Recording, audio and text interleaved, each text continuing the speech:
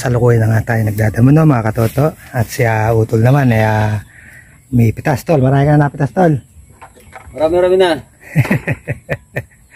Ayan, no. Yung susungon natin damo ay nasa likuran natin. So far yun na unang linya nito. Ayan, na nalinis na natin yung mga ilalim. Yun na importante kasi dyan eh.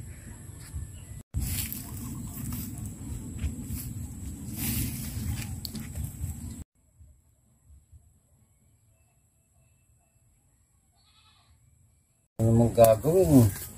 Ito nakapatong sa sa tubig eh. Nakabaw sa putik. Mataas yung ginawa ko sa kanya yun. Mahaba yun. Oh my God. Galit na galit yung apo kagabi. Makikitulog siya. Tayo, may ka na kasi.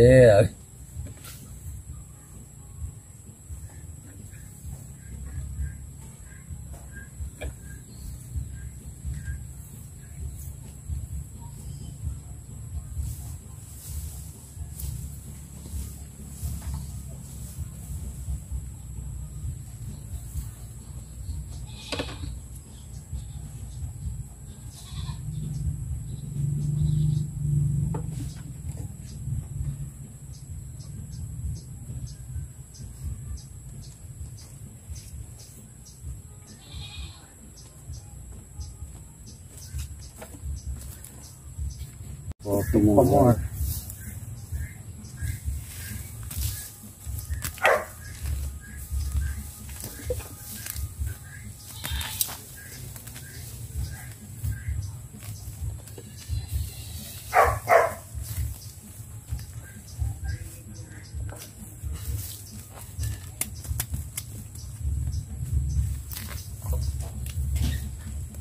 Baliling.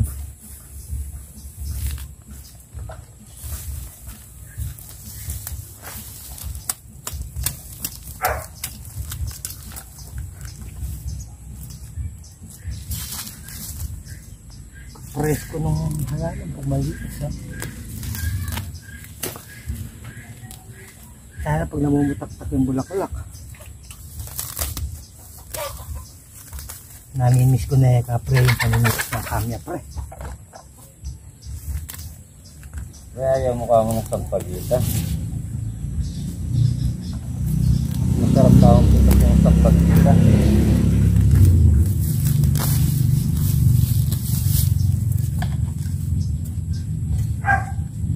Mahal na mahal yung biyan niya. Nangyayari pa din na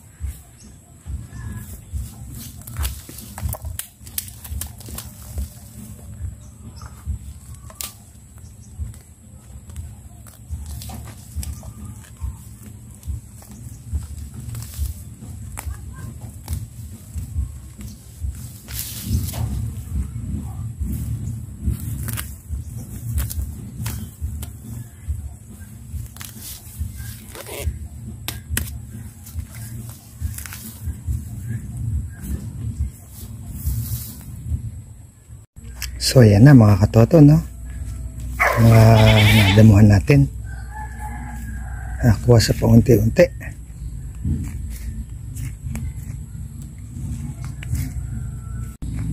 Ayan, ito na yung lupa. So dito sa gawin na to may konti pang naiwan, no. medyo mainit na, babalikan na lang natin to. Pero yung gawin dulo nyo na yan, natapos yan, nakasadsad hanggang sa bakod, no? Ayan.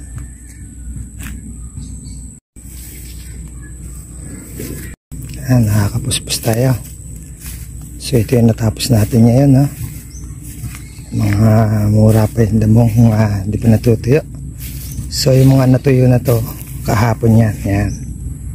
Tapos yung naunang araw hahakot na natin sa gilid.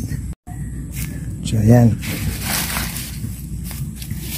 tapos na rin tong part na to, hahakutin na lang. Ito na lang, itong part na lang na to.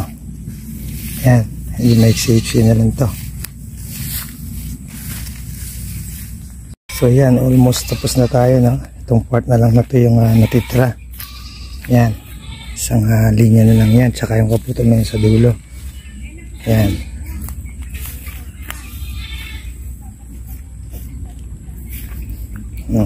The rest is hakutin na lang natin. So matindi na yung sikat ng araw, mga katoto, at pa tayo nakakaputas ng bulaklak natin. Ayan, so laganap na yung sikat ng araw, aga-aga pa ay pakainit na. So tinigil muna natin yung pagdadamo natin para giveaway tayo sa pagpitas ng ating mga bulaklak, no? So yung ganitong oras malalaki na siya, good size na siya. So yung mga bumuka na yan, yan yung mga hindi napitas ni Utol kahapon. Kasi siya yung pagpitas kahapon, eh. Yan, bumunga, mainit yung panahon, mabilis lumaki ang ating mga bulaklak. So after nga natin magdamo, mga katoto, ang susunod nating step ay yung tanggalin yung part na damage ng mga mga uod, no? Yung mga spider worm natin, para mag-giveaway sa pagsibol ng bagong dahon at sanga. So yan, hindi yan tutubuan ng maayos hanggat di natatanggal yung damaged part. Yan, need siyang tanggalin, no?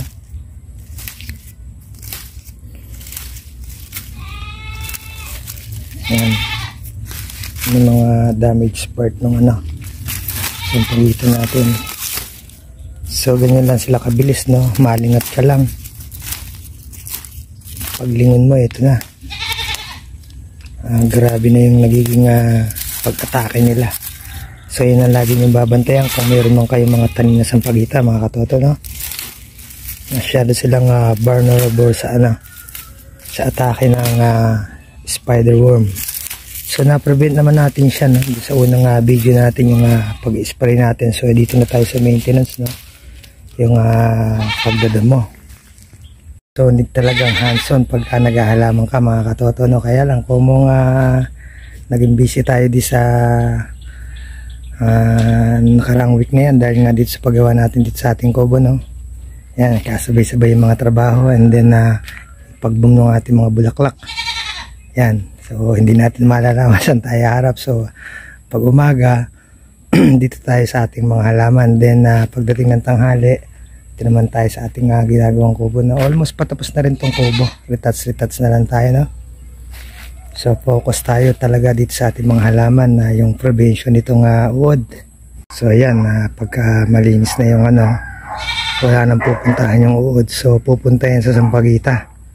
So yun na nga, inaabangan natin yung pangalawang pag-spray. Yan, so far malalaki na yung bulaklak, need na natin pitasin.